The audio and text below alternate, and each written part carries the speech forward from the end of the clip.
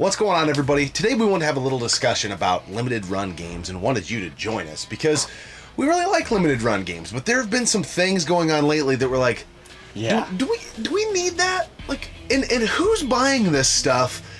It's very, very curious. I think we got to circle back kind of, though, for anybody who doesn't even know what limited run games is and give you a little backstory on limited run games. Yeah, so limited run is really cool. They started back all the way in 2015, and what's cool about limited run is they were keeping like physical games alive, like in this modern scene, like all these indie releases and old digital only releases they were putting out in physical and making all these collector's sets, and it's a cool way to get your hands on physical media of stuff that didn't have physical media. Yeah, and I don't recall if they were the first on the scene, but they were like that first, I think, known, more universally known of people that put these games out, and tons of other companies have joined the fold. And again, I don't want to say they were the first because I don't know that to be true or not, but they definitely have a place because physical media is going away, don't you know?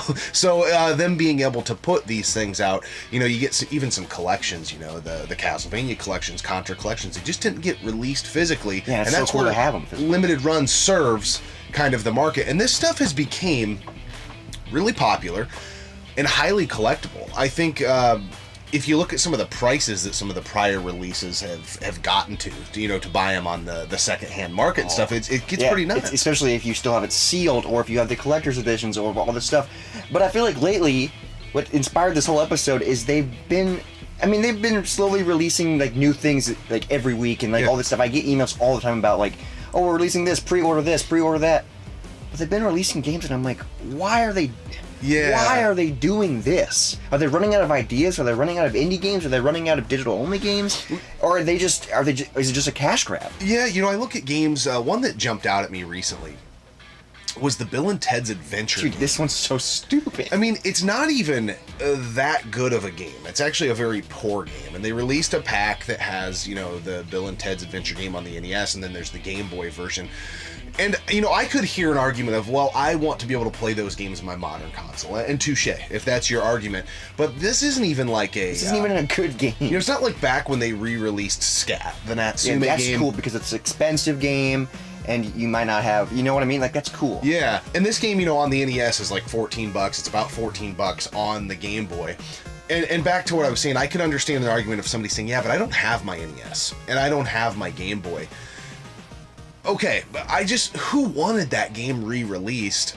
Who's out there really wanting to play Bill and Ted's? Now, there were some cool collector sets and all that. Yeah. So I can maybe I could be talked into why that needed to exist. But then I will draw a line to this next example of Shadows of the Empire that got re-released. Okay, maybe you want to play that on your Switch, your PS4. Yeah, cool. It's an N64 game. It was great. Super nostalgic.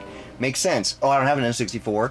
I'll get it for the Switch. Yeah, that's cool. But the real noggin scratcher comes in for me is they released a physical N64 cartridge. Yeah, which is so freaking stupid. So the physical cartridge for limited run was $45, $44.99 for an N64 cartridge. So that means if you're buying this, you have an N64 and you want to play it with original hardware. Yeah, so this is no longer the argument of I want to play it now on my Switch. No, if you're buying it, and it sold out. Yeah, dude, this sold, I don't know how many copies, 1,000, 2,000, whatever.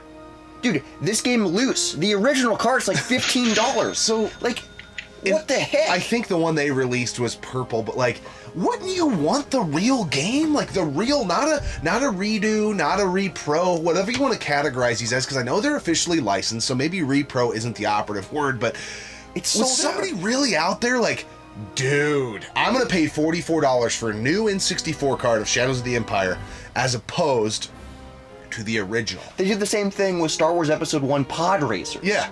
I think it was the same, and that one sold out as well, and it's like, dude, that game is so cheap. That game is like less than $10 on the N64. Like, what? And that's... Who's buying? But it's...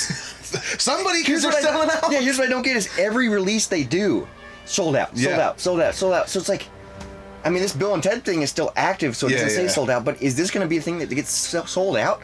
Are people buying these so then they can resell them? I don't know. Again, I have an N64, so I wouldn't buy Pod Racer on the Switch, but if I didn't, I get Pod Racer, Shadows of the Empire, super nostalgic games. I know they're like some of your favorite games that you remember growing up. So I get it if you wanted to play it on your Switch, but now we're talking re-releasing cartridges for things that aren't even rare or expensive, and they're like 4 times more to get them, and good for limited run, I guess. But like, my question really is just, who the hell's buying this shit?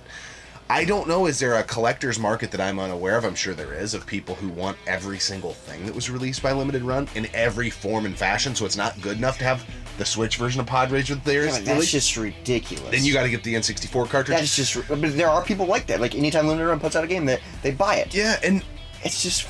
So that's kind of one kind of these re-releasing of cartridge-based games on cartridges that are not even hard to get.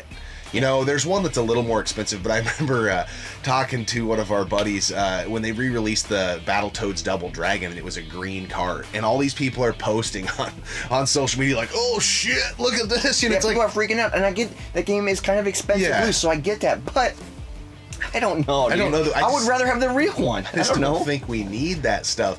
And then we get into some games where, yes, you can play them on modern consoles, and I think that must be the pull here of why people would want to do that. But they're still not even that old of games, and they're really common. Like Star Wars The Force Unleashed. Dude, this is a weird one. Like, I was digging through the archives. This is also sold out on limited run. Yeah. We find Force Unleashed at garage sales. And obviously it's for older consoles, so you might not have your PS3 or whatever was available before. But, oh my god, it's freaking like $35. Yeah, and you can get it for $2 at a garage sale. Dude, this game, Force Unleashed, anybody that goes out looking around, I guarantee you find that game at least once a month. It's everywhere, garage sales, thrift stores, pawn shops. It's not hard to find.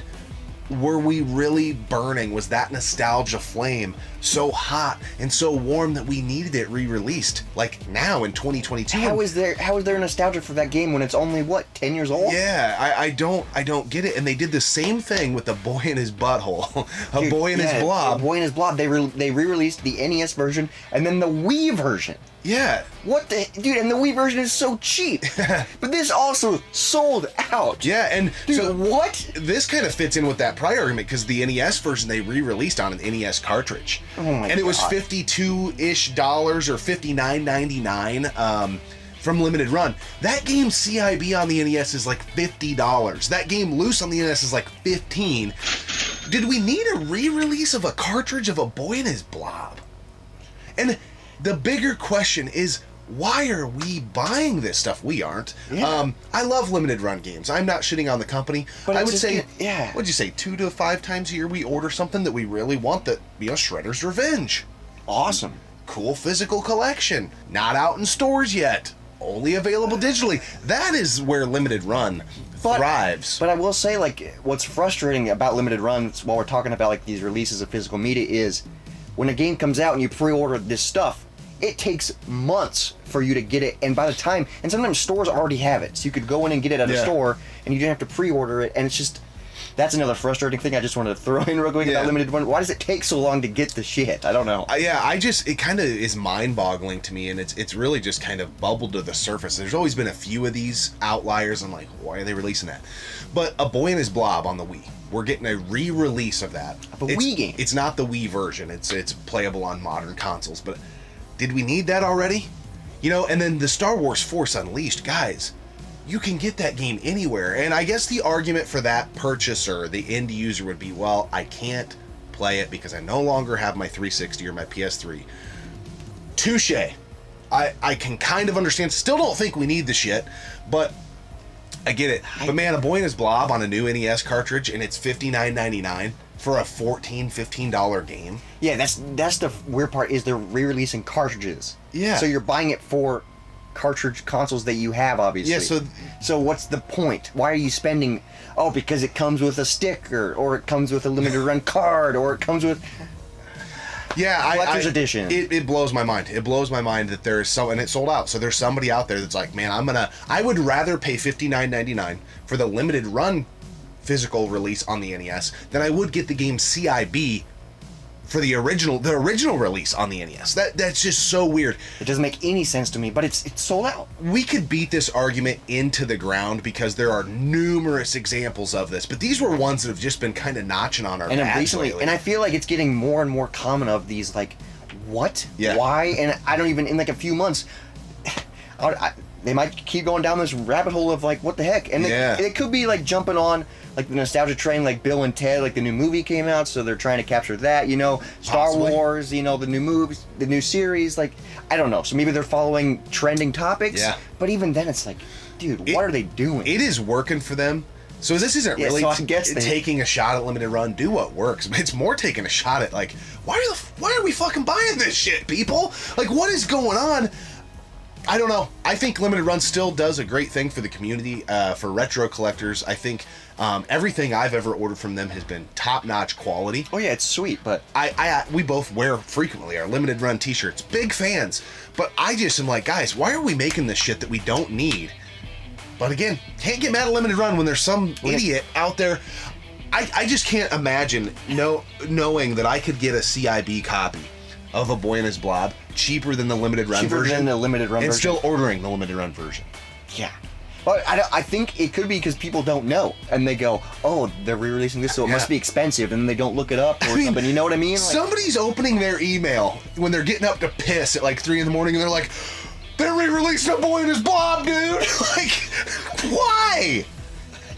Why? I don't know. Anyways, I don't know. It's freaking weird. We're going to talk about this beer in a second. Hit us up in the comment section. Has this thought occurred to any of you? Are we like just the get off our lawn type of old... Are we getting old? Retro gamers trying to... You know, it really doesn't... I guess it doesn't make me that mad or anything. It's just... I'm just curious. Like, what is going on here?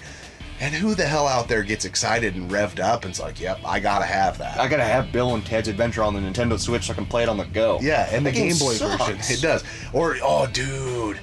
Star Wars Pod Racer, a new cartridge? Yeah. Oh, it's colored.